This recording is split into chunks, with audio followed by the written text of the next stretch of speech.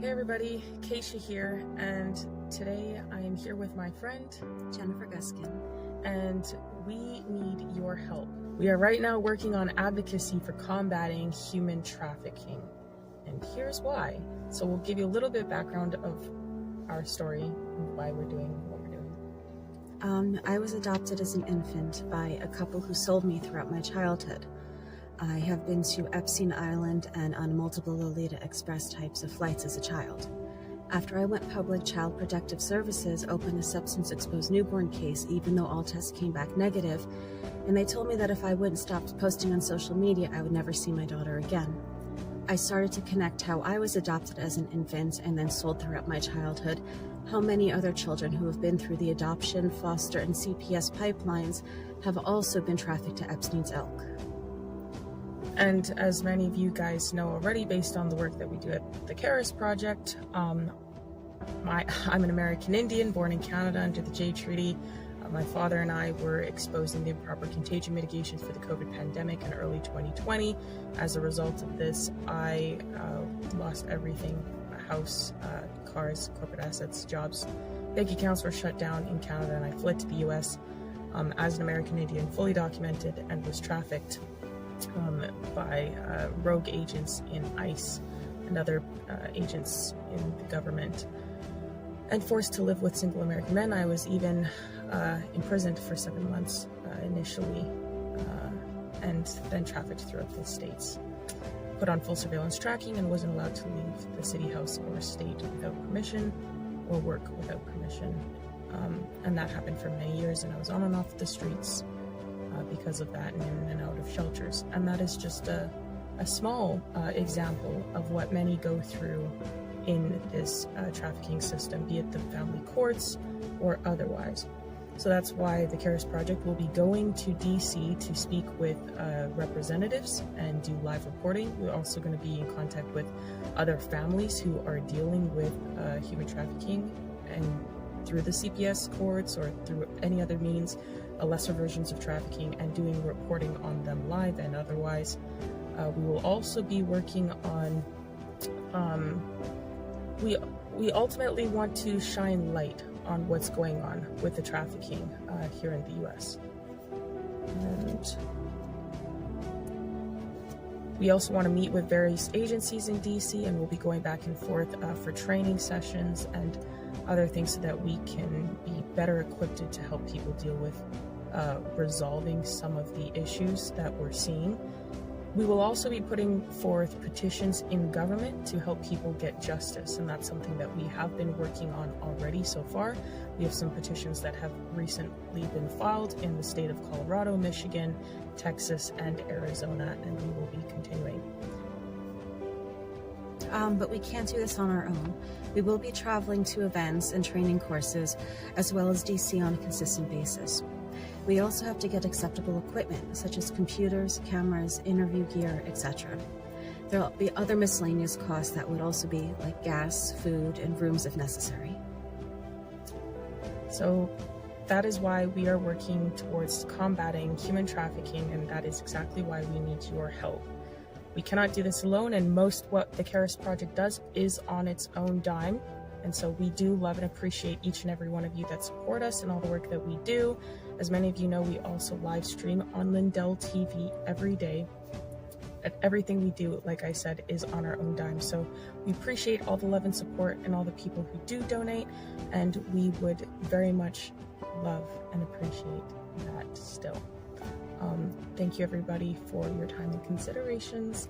And thank you for all the support. And we will catch you guys in the next one, and hopefully we might see you guys in the future and come across you and maybe be able to do some great things together.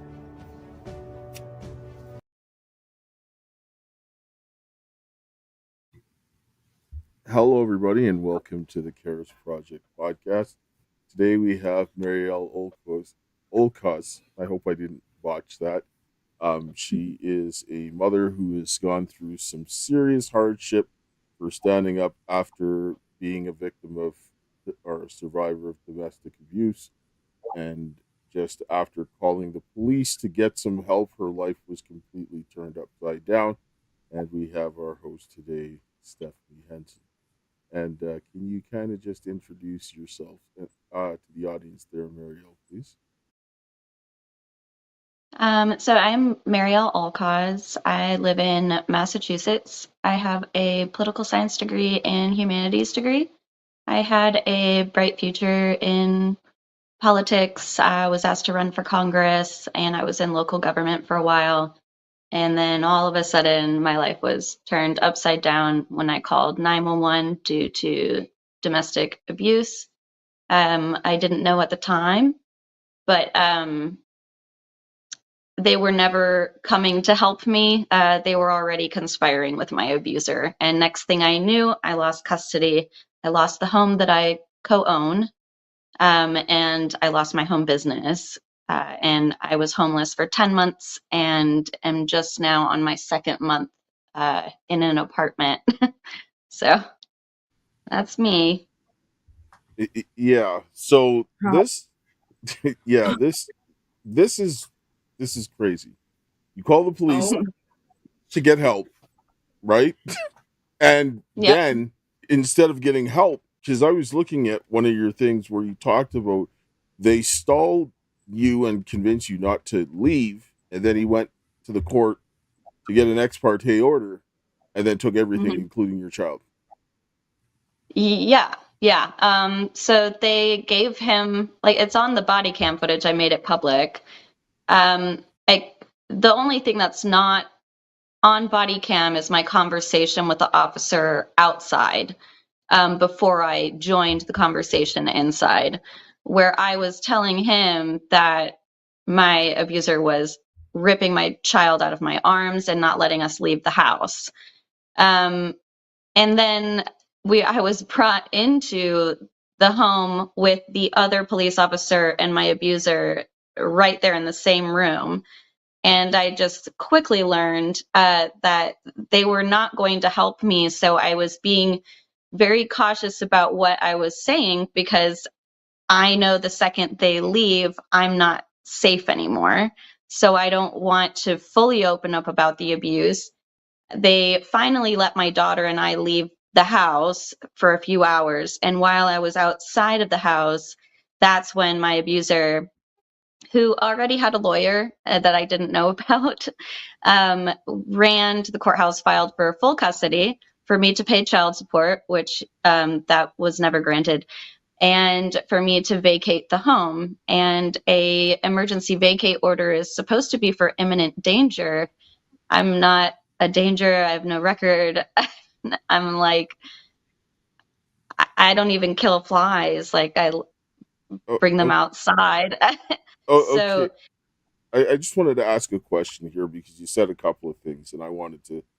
So you went and called the police on your ex, correct? yes, I He called 911. because he assaulted you. Yes. Okay, so while you were there, the police are questioning you with him present. Yes, at first, so I called 911. I was outside. He had taken my daughter again from me, so I was waiting outside.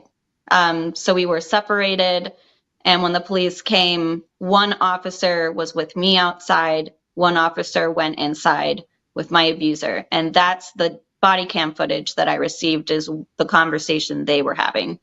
Um, there's no conversation with me outside documented, to my knowledge, but that officer did say that his body cam was on, but I have not received that footage. And Interesting. yeah, I know. yes. So how is it that he was able to get a vacate order when you were the one who called for help? So over time, I learned that I was dating. We were never married, but we did co-own a home. It's our second home that we co-owned, and at the time, our daughter was 2.5. She's over 3 now. Um, Sorry, I lost my train of thought. What was the question? Yeah, how is it that he was able to get a vacate Oh, order right. when you were the one who called for help? Yeah. So, yeah, realized through the family court process after I was vacated and living out of my car and on the generosity of my friends that he is a con man. I knew he was an intelligent guy, but wow, what he has done is incredible. He defrauded the court, and they just went off of his word. He accused me of being an alcoholic. I'm clearly fully sober in the body cam footage, just asking, and I directly said, I am not safe. My daughter is not safe. And the police were like, well, if you don't feel safe, you can leave. I'm like, I need to leave with my daughter.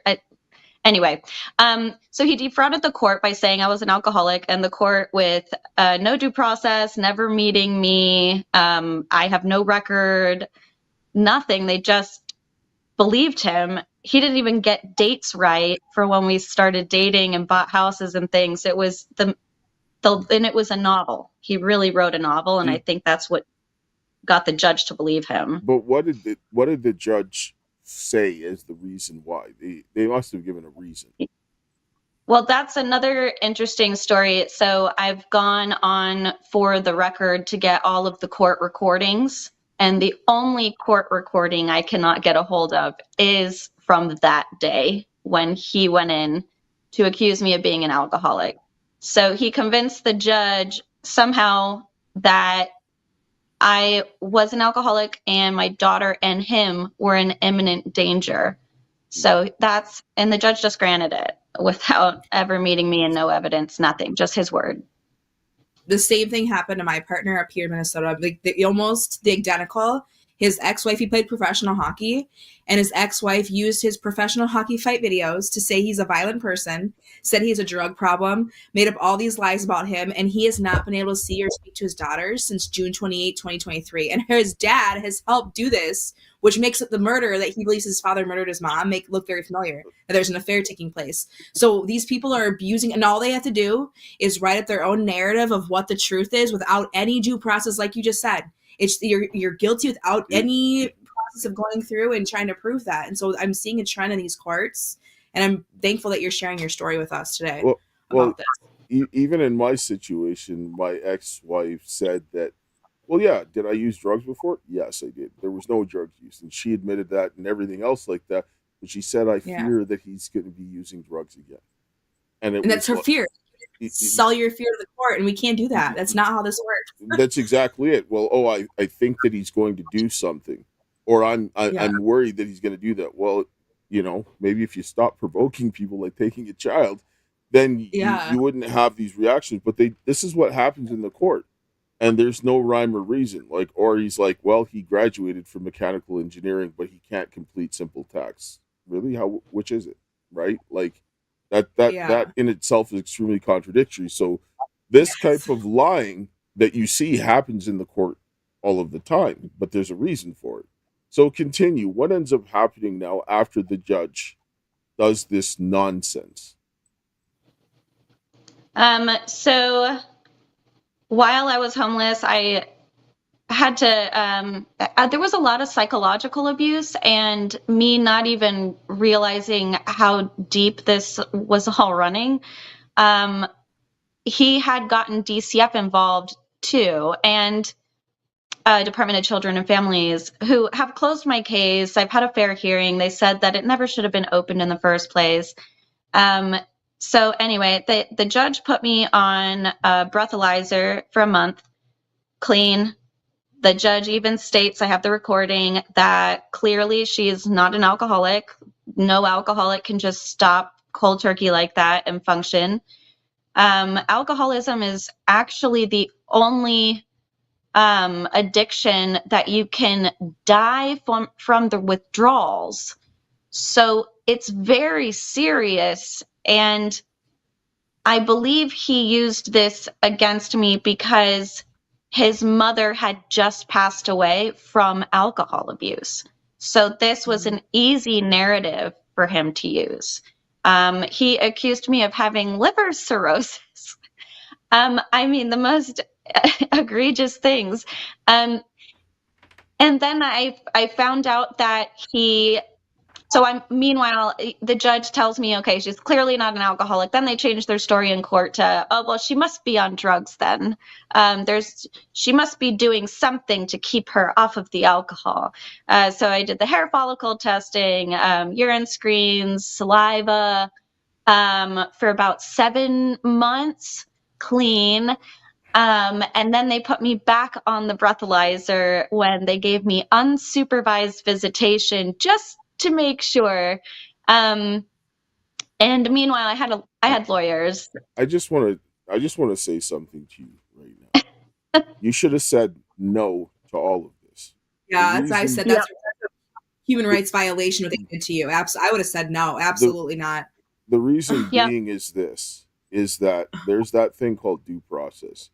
You're presumed innocent until proven guilty. The onus is on them to prove that you have a problem. And not only that you have a problem, but you have to demonstrate that your problem, it makes you a danger to your child. Because it's not that easy to take away a child from a person who A, has even a criminal record, or B, is a drug user. You have to demonstrate that those actions directly impact the child, because a lot of the times, even so, a child person might be a drug addict, or they might have an addiction issue, or they might even be a criminal. Taking that child out of that situation and put them into foster care ends up being much worse most of the time. It's better to give the parents the support they need to help their kids. 100%. Yeah. And so throughout this whole process, I got the DCF records while court is going on, about 2 months in, and I found out my abuser, was the mandated reporter. He's the one, like, even in the records, in writing, he's emailing back and forth with the caseworker on how to secretly pretend that they don't know each other and to just show up at the house and pretend that some random person called. Yeah, and I was running for office at the time, and the person I was running against, very different politically, so I just assumed, this is just retaliation, So I let the DCF worker in, 0 alcohol in the home. I let them go through my trash, recycling, under my bed, everywhere, nothing. Because my abuser's mom was dying of alcohol abuse at the time. So I made sure there was absolutely nothing to trigger him in the home. Okay, so... no. Okay, you have the emails of him communicating with her. You have that. Oh yeah. Okay, and what state again did this take place in? Massachusetts. Supposedly the safest, most intelligent state in the country. That's what you just have record of. That's a crime. That is a crime. Oh yeah. No, I have a $14 million lawsuit so far. I'm about to file. Yeah, you need to have them arrested. Who are you filing it against? I'm filing a tort claim that includes the judge, my abuser, his lawyer, 3 DCF workers, and the 2 police officers. Where are you? And you have an attorney working with you on this right now? You have an attorney? Do what? Right? You have an attorney? No, I fired my attorney. I had an attorney in the beginning that told me if I talked about the domestic violence, I would never get back into my home. Then my second attorney is just an elderly guy that I just think needs to retire. He could not retain information very well and did not represent me very well, but very nice person. He believed me. And then I fired him on the spot, actually, recently during pre-trial, because he showed up completely unprepared and wasn't speaking to me for the prior 3 months. So I fired him on the spot. I filed my appearance. I filed my pre-trial memorandum. I filed 3 motions to the court. So the vacate order is now gone, so I can finally collect my belongings. The house is going up for sale. I have my daughter 3 days a week. Got more done in 1 day by myself than with lawyers over 10 months.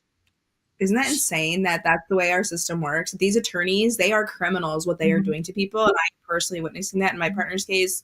We don't trust attorneys. How can we trust them when they are working for, I feel like, these judges? They don't want to get on their bad side or whatever it is. I don't know. Yeah. Their first oath is to the court. It is not to their clients. They have to appease the court. And once I realized that, I'm like, that's why they're leaving out all this evidence. That's why they're not filing these motions that I'm telling them to file. That's why they're not fighting for me in court. It would be one thing if they were doing an oath to the court, which is to uphold the Constitution. But their oath is, they're also members of the bar, the judges and the lawyers, both sides. And so they have to still answer to that. And if they don't do things a certain way, then the bar will discipline them. And the bar is they don't. What? They don't do. I'm telling you, there is something going on now that they are not. They're supposed to do that. They are not doing. No. You're misunderstanding what I'm saying.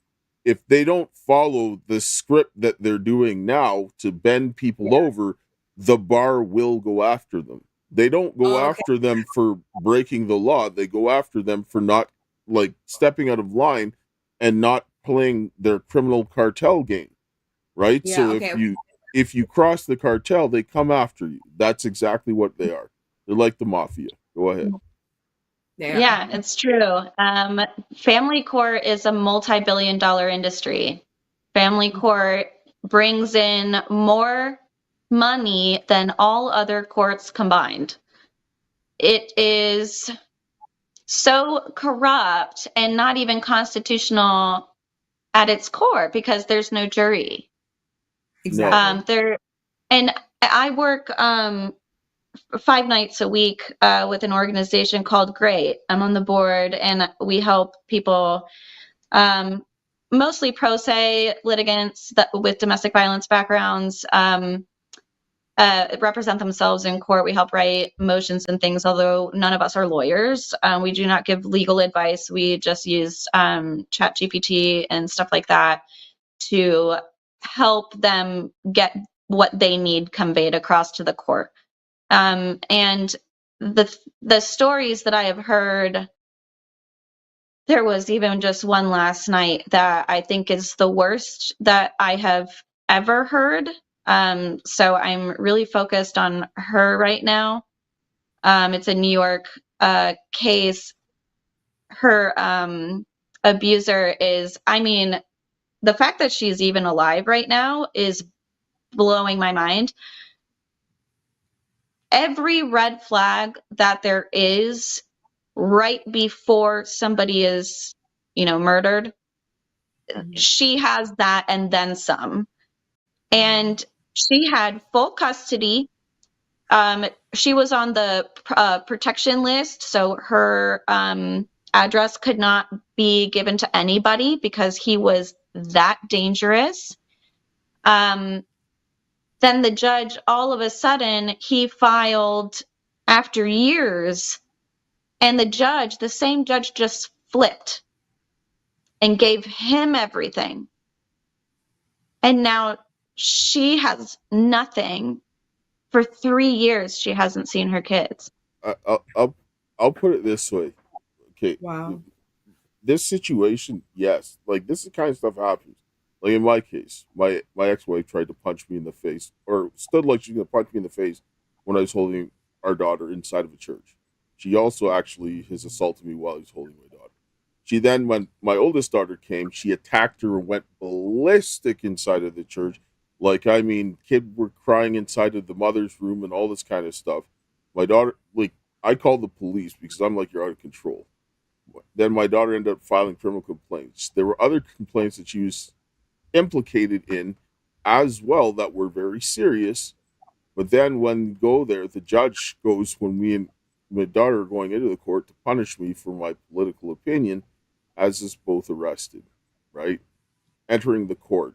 And for 2 different cases, and he was overseeing both of them. And then it went on and on and on. Then my daughter was had a guy pull a gun on her and did all kinds of unspeakable evil. This guy trafficked her, drugged her, raped her, put it online for profit. And they had no kids together. They weren't married, pushed into the family court so that they could go ahead and dispose of the charges and let him walk free. This is what you're seeing. right? There is Mhm. family courts. They need to be abolished. They should not exist. Yes, A I hundred agree. percent. This is why my daughter in the video is in Washington with the other girl who was trafficked on Epstein Island, because Child Protective Services and the family courts are like the mafia. They're the worst courts on planet Earth. And the federal Yeah, I agree. government, actually, HHS funds some of the family courts, if you didn't know that. Yeah, it is. It's horrific. I mean, I think in Great now, we've had over 700 people join at this point, which is just wild to me. And we have, I don't know, probably about 30 people on the regular. We're on 5 days a week, Monday through Fridays, 7 p.m. Eastern Standard Time till really whenever the last person falls asleep. And we have lots of different breakout rooms for triage and one-on-one work, just general conversation. We have constitution courses, ChatGPT courses, and it's all free. And it's mostly moms. Statistically, that's just how it is. But there are protective fathers as well. And I'm working with a few right now. Actually, one has the same judge as me, which has been interesting. But it's a really big problem when we have judges that are acting as gods. And I'm atheist, but these Yeah, people they're acting as gods.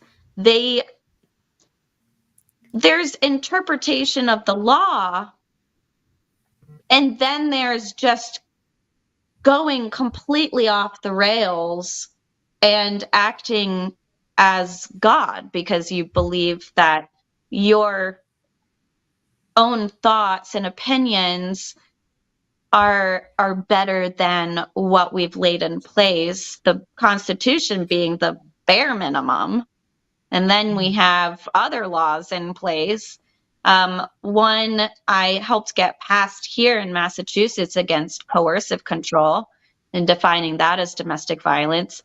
And then the judges and the police don't know anything about it. So it's like, so our problem is judges and police not knowing the laws that they took an oath to enforce.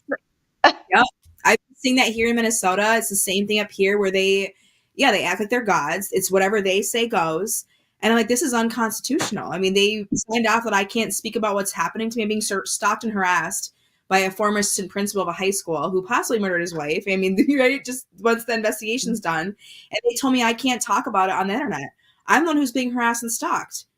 His son has literally had his daughter stolen from him and has been harassed and stalked, and like it's terrifying what these people are able to get away with, and that the innocent people are the ones who are being criminalized and pushed through this very corrupt system. Yeah, New Jersey is really bad. I don't know if you know who Monica Ciardi is. She's facing 33 years in prison for a Facebook post. Yes. Oh my gosh. Wait, Yeah. we need to take a commercial break. We need to hear from the Okay. Pillow Man.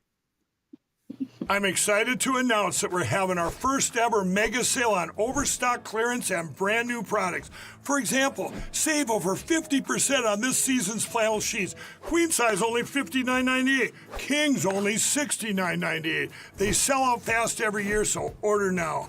Save 20% on our brand new My Crosses. They're designed in the likeness of the one I've worn every day for over 20 years. They come in men's and women's, and they're made right here in the USA.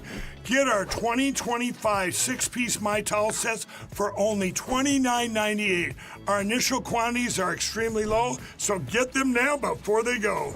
And our best-selling standard My Pillows, just $14.98. So go to MyPillow.com or call the number on your screen. Use this promo code to take advantage of our first ever mega sale. But wait, remember that $75 free shipping rule? Well, that ship is sailed because right now, every order ships absolutely free.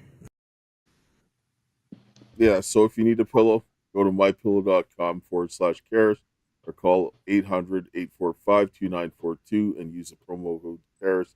You can get all the deals, and they have other stuff. They have beds and all this kind of good stuff. All right. So back to what we were talking about. So a lot of the what happens in the courts is that you'll see visually far more women being abused than you will men.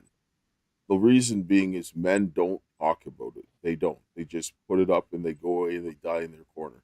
And a lot of them will, Mm. some of them will just end themselves. That's just usually the way it is. So the numbers that you see are skewed, but women are getting definitely destroyed because the court system was designed to destroy the protective men first. And they, they had to do that first to have open season on the women, because if the protective men were still not thrown through the meat grinder and getting it 6 ways from Sunday, they'd be ripping this thing to shreds. But they had to do this so that they could divide the home, and then they allowed the predatory men to gain more access while just smoking out the protective men that would stand up and say, this is nonsense. This is why women are getting destroyed 6 ways from Sunday now in the family court. And it's disgusting. 33 years for a Facebook post, it's absurd. For what? Yeah, New Jersey is probably the most corrupt state, and it is, I believe, mafia based. Illinois too is actually really bad. There's a terrible doctor there diagnosing like every mom with Munchausen because they just go to the doctor. But yeah, so Monica out of New Jersey is facing 33 years for a Facebook post for speaking about her case. And not in great detail either, but she did, I believe, don't quote me, I believe she named the judge, and that was clear retaliation from the court to have her arrested. I do notice there's several cases like this where the abusive parent has a lot of connections and the protective parent does not. And Or they're money. just, Yeah. it's awful. It's because they're targeted. That's why. A lot of these people, like, I mean, if you look at this from like a 40,000-foot view and you look at the amount of repeating patterns that you see that the only logical conclusion that you can come to is that there's an organized network of criminals that are operating within the family court system, because it doesn't matter where you look. You see in principle the same things happening over and over again. Like, you don't need to look at all the details because the details are unique to each case. But if you look at the process, it is always the same. And then they have people around those people that are targeting them. And this reeks the FBI COINTELPRO program. And that's exactly what ends up happening. And you get every person, if you start looking at them, you'll start seeing commonalities in the types of people that are getting destroyed in the family courts. Sure, they make some things look good because they have to, but the people that they're destroying, they're all got a lot of similar characteristics, and it tells you that this is deliberate. There's no other way to say it, and that's why the other side always seems to have more connections, because they're getting backed by people to do what they're doing. There is one thing that I believe everyone learns in getting a political science degree is follow the money. You will always, always find your answer if you follow the money. And so we have that on top of people with power complexes. Sorry, someone just started vacuuming out there. So power complexes are extraordinarily dangerous because at that point, the money doesn't even matter anymore. It's about having power. How do you control that? And we have these judges that there is no path to accountability. The Judicial Commission on Ethics or Judicial Conduct, they review less than 1% of the complaints that they get. So where is this path? So I'm on the board for suing the state of Massachusetts now in a class action lawsuit. Where are you suing? And yeah, we're getting ready to file. It's just getting everybody on the same page because we all have to be done in family court. But we're going to be suing the state because that is the only way. You have to follow the money. You have to hit their pockets. We don't care about the money. We just want to be safe and have our children. Something so simple. But there's this weird power complex of when a judge or a police officer, somebody realizes they've done something wrong, they double down, and they triple down, they quadruple down. They just keep snowballing this effect, and there's no path to accountability. So of course we're not going to get anywhere, us regular people. So that's the kind of the purpose of this class action lawsuit. I'm going to be the guinea pig, I guess, for more of a nationwide type thing, through great and obviously always wanting to partner with other people as well. The more brains, the bigger the brain, the smarter, and the more people involved, and the more people speaking out in unity, is going to be our biggest way to change this. We need press. We need people speaking up. I know a lot of people have gag orders, which is also unconstitutional. I don't. So I'm making sure my story is out as much as possible because I know not everyone can. You have you talk about like the path there. The way the game is designed is that there's designed not to be a path, and that path can be blocked off if you take the path that they lead you to. The people who did this, I mean, and like systems analysis is something that I do, and it's ingrained into my head. It's not designed for people to win by following the path. The best chess players are the ones who take their enemy's strength and uses it to their advantage. And this is something what we kind of have to do, not only just doing that, but we also have to coordinate. Think of us just talking to a couple of guys on a podcast the other day, and I said to them, it was like, think of this like D-Day.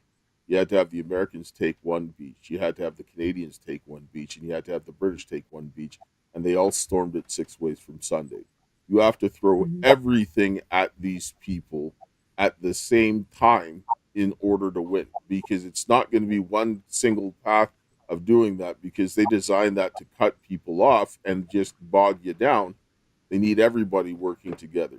That's the solution, right? So the only way to combat power is through exposure. Yep, yeah, I agree with that. Yes. That's why for me, having my case, it's like I'm just sharing on the internet what they're doing to somebody. I didn't harass anybody, and they're filing harassment restraining orders on me and getting it approved by judges who are on other court documents. And like, this is corruption. This is a conspiracy. This is defamation of character. There's perjury. There's all these crimes in one taking place right here in Rosemont, Minnesota.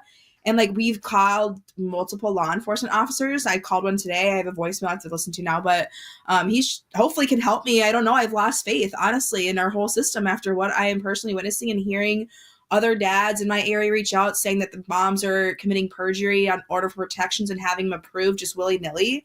I'm like, this is concerning because they're using it to keep the kids away from the dads. That's what's happening here in Dakota County for us.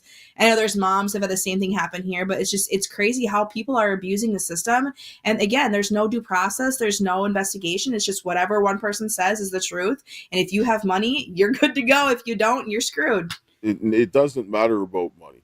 I tell you this right now. It matters on what side of, if you're destructive, they will support you in this. And I've seen this happen. And in my own case, like the millions of dollars spent on court cases that would be impossible for someone else to afford. Like, I was running lawfare against a lot of people that even the government people were complaining about it because of the ridiculous amount of, because every time they would do something illegal, I would appeal it because it's my right. And so I'm not going to let you take this. You're going to have to fight for every inch if you're going to steal. And they paid for it because it was necessary. Because if they lost that, then they would have lost a lot of other things. And it's not just our kids. These people are sick in the head. They're looking at it, it's a system of slavery. This is what it is. It is. And so when they think that they own you, you're playing a different game. This is not like the regular guy that's trying to get some money on a protection racket. They think that you are the commodity. They own you, and they're going to do with you as they please. It's a completely different mindset. Yeah. Yeah. I mean, that was one of the biggest things I realized in the beginning. I'm like, what is mine if my own child that I birthed can be taken? My home that I worked my entire life, it was my third home and it was my dream home. And I bought that house for my daughter. I wanted her to never have to worry about housing, no matter what goes on in this crazy world. I wanted her to have a home in a safe neighborhood with good neighbors. And that was taken from me. I mean, what do I have?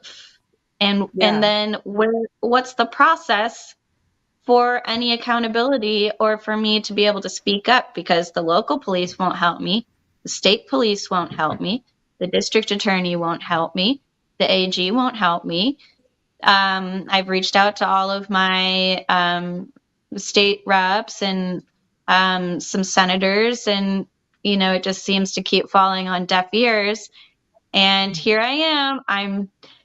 What a concept. I'm just a mom that wants to be a mommy to her little girl. And how am I terrifying this system so much that the district attorney brought in people to have me removed from their office when I just asked for an appointment? That's my most recent experience.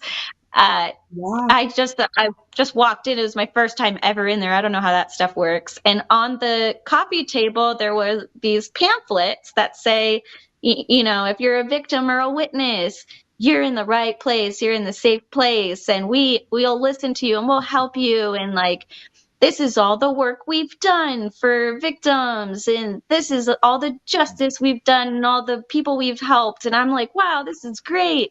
Next thing I know, I look up, and there are people that don't even work in the office telling me that I need to leave and that they're there to de-escalate the situation. I was literally just sitting there reading their own pamphlet. It was unreal. The reason why the people are scared is because they understand the role of a parent. They understand them very well. And when parents are instructing their children properly, a mother has more influence on shaping the world events than a king sitting on his throne. There is no more influential person on planet Earth than a mother. And the second most influential person on planet Earth is the father. These are the ones who shape the future of the world. This is why they fear people who want to teach their children how to think and to do what's right, because they are the biggest threats to their regime. This is why they are terrified. That's actually I've never thought about it that way. That you're having me think over here, Dale. I think these are the thoughts that I'm having, and this goes too deep. I am so sorry, but me and my partner have done our own separate research and came together and had the same epiphany of what's happening in our country. And if you look at what happened in Nazi Germany, how they took over through the schools, the media, and the churches, and you take a look now in America at what's happening, this is the Nazi regime. The tattoo that they put on people's arms, your number, is your social security card. I mean, we are slaves right now, and people have no idea. We just go to our work and comply, and until you're put in a situation like you or I, you don't start questioning anything, where you're just like, wait a second, we're being harmed here. Something's happening here, And the amount of abuse that takes place through the hospital systems, through the school systems, through the churches, there's so much abuse taking place on children in all these institutions that we are forced to send our kids to. We feel like we're forced, we have to get them vaccinated, we have to do all these things. And then you take a look at the science behind everything of what is happening in psychological warfare. We are experiencing psychological warfare right now as we speak. And most people are unaware. People are waking up, But I feel like so many people are so unaware right now of what is actually happening because we've been brainwashed and distracted by so many things in society. There's a good study behind that.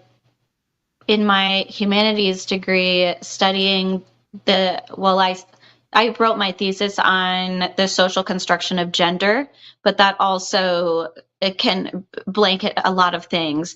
From the day we're born, we're seeing ads and magazines, newspapers, logos everywhere. I mean, everything we look at, there's something attached to it that is trying to sell us something or tell us something or teach us something. And so it's so ingrained in us. So I found that really interesting in my gender studies, and also in racial studies. That's also a thing. And we're seeing a lot of that in the court system. There's still a lot of sexism. There's still a lot of racism. It's not gone. It's definitely still there. And you add that on top of money hungry, power hungry people who you can ask for FOIA requests. You can make FOIA requests to see if there are lump sums of money that a judge put into their property all of a sudden. That's evidence to them getting payoffs. And that's happening a lot. There's a judge that Kelly Patton, who's a PI, she did a background check on a judge in Illinois, and this judge came back with like 4 criminal convictions, and they're somehow sitting on a bench upholding the law. Excuse me. Because they're easy to control when they have that kind of background. They put people in positions like this. This happens all the time, right? Like, for when you look at situations and look at human nature is not changed over time. People will always do wrong things and whatnot. But what we're looking at is men and women. The thing that we've been told was men and women were the same. They're not. They're complementary and they're designed to be. Because then when you have both perspectives, you have a complete perspective.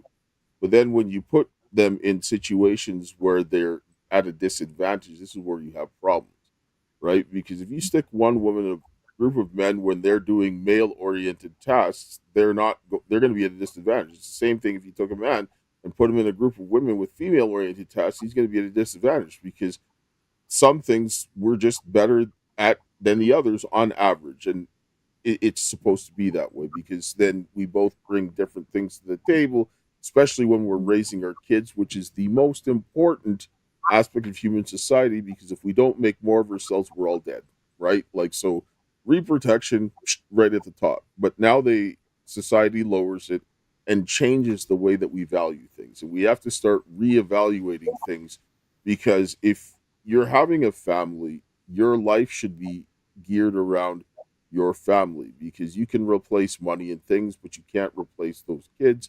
And if you traumatize them, it's like hell to try to undo. And if it goes too far, sometimes you can't.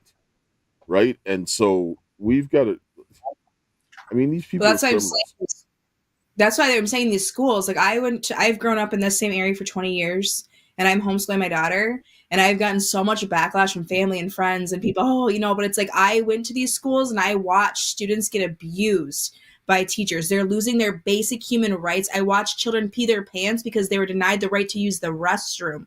You know what I mean? And then these kids are made fun of then by other kids for peeing their pants. And then they're all the rest of their high school or their school career in this area, they're known as the kid that peed their pants, and it goes on forever.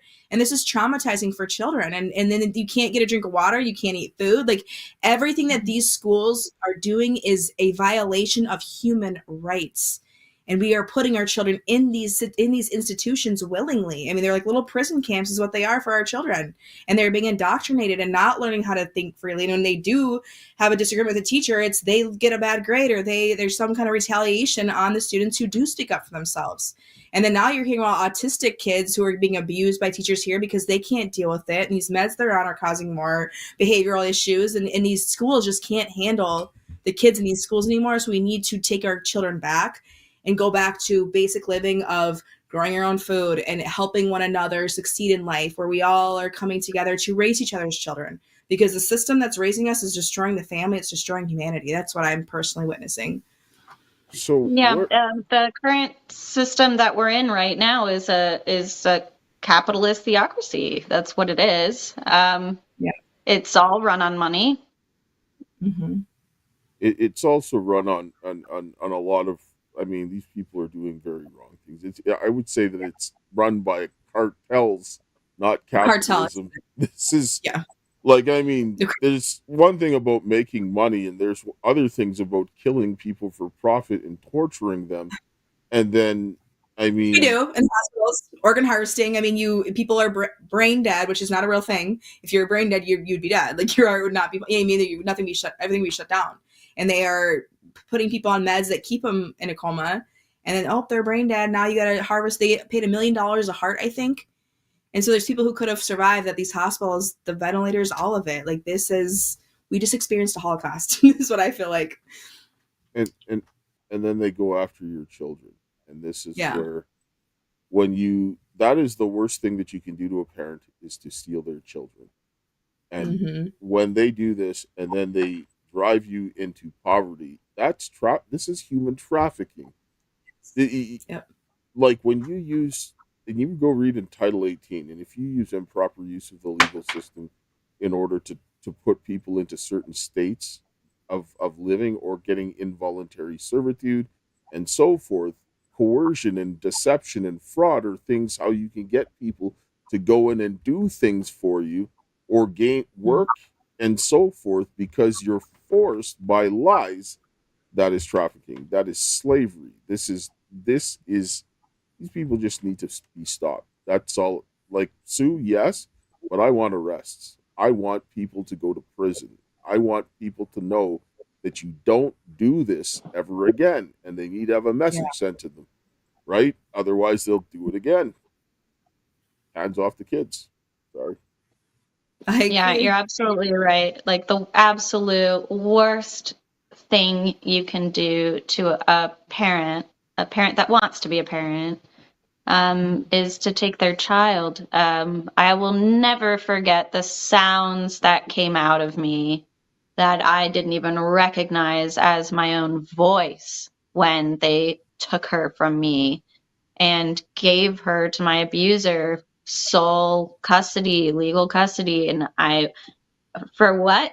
I'm guilty until proven innocent. And I've proven that I'm innocent over and over again. Now the judge is coming around and starting to be more, I guess, empathetic towards me. But at the same time, I'm like, you still violated all of these things and I'm still going to sue you. Because I have to at this point, because it's not just me, it's so many people, and you don't mess with my friends, Yeah. And everybody in great, they've become such sisters and brothers to me that I have to, I can't look away. I have to do something.